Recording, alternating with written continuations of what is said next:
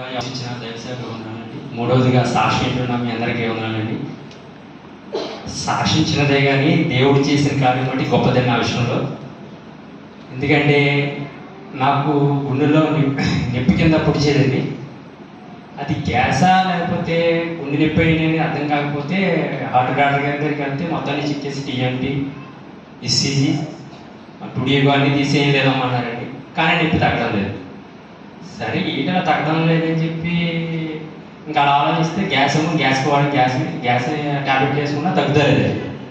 సరే ఏంటిది ఏం అర్థం కావట్లేదు. ఒకరోజు మా మేనల్డు నేను సీతారాంపురం బండి మీద వెళ్తుంటే తాడే నుంచి వెళ్తున్నాం. అప్పటికి నిప్పు విపరీతం వచ్చేస్తుంది. ఆ నిప్పు వచ్చినప్పుడు ఎలా ఉంటుందంటే ఒక వాటర్ పైపు మనం నొక్కితే వాటర్ బయటకు వెళ్ళాలతో అలాగా బ్లడ్ సర్క్యులేషన్ అవ్వలేనంతదిగా గుండె ఆగిపోద్దేమో అన్న ఒక భయం అండి. ఆటోమేటిక్గా కాళ్ళు చల్లబడిపోయి చావులు పట్టేసి ఎంత విపరీతంగా ఏంటి ఎలా వస్తుంది ఏంటి నా పరిస్థితి ఏంటి, నా ఫ్యామిలీ ఉంది ఎలాగా ఏంటి అని ఆలోచిస్తున్నప్పుడు బండి మీద వెళ్తుంటే ఎక్కుతుంది కానీ ప్రార్థన చేసుకుంటాను. ప్రభువా మరి ఇలా నొప్పి వస్తుంది ఏంటో నాకు ఏం అర్థం కావట్లేదు. మరి ఇప్పుడు వెళ్తున్నాను ఆ నొప్పి కరెక్ట్గా వెళ్ళేటప్పుడు కూడా తాడేరు దగ్గర మళ్ళీ వచ్చినప్పుడు 10 నిమిషాలు ఆగానండి. ఇంకా తగ్గడం లేదు.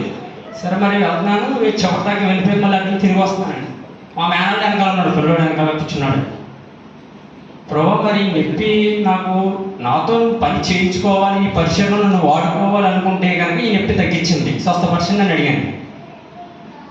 మరి స్వస్థపరచబడాలి బడిందని నాకు తెలియాలంటే నేను ఇప్పుడు బయలుదేరుతున్నాను. సీతారాంపురం నుంచి భీమవరం వెళ్ళే లోపల నొప్పి నాకు తగ్గిపోవాలి. అప్పుడు నాకు సూచన కావాలి.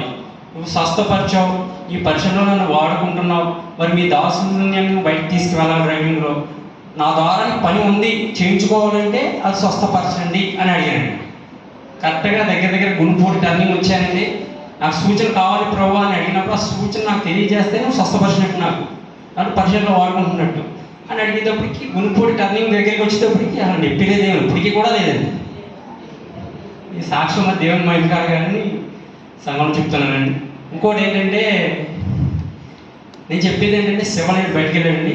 శివకి రాజన్నయ్యకి మన సురేష్ కూడా లేరండి.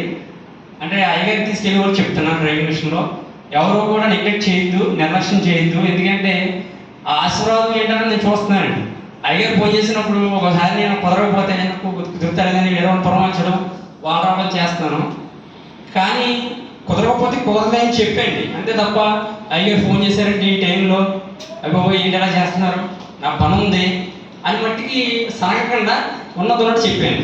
ఎందుకంటే ఆయన ఫోన్ చేసినప్పుడు చెప్పమని ఆయన వెళ్ళి ఆశీర్వాదం వేరే నేను చూస్తాను, నేను చూపిస్తాను. అదండి ఆ విషయంలో మట్టికి జ్ఞాపకం చెప్తున్నాను. శివనేడు శివ బయటికి వెళ్తున్నాడండి. మరి చిన్న సాక్ష్యం దేవుడు దీవించారు.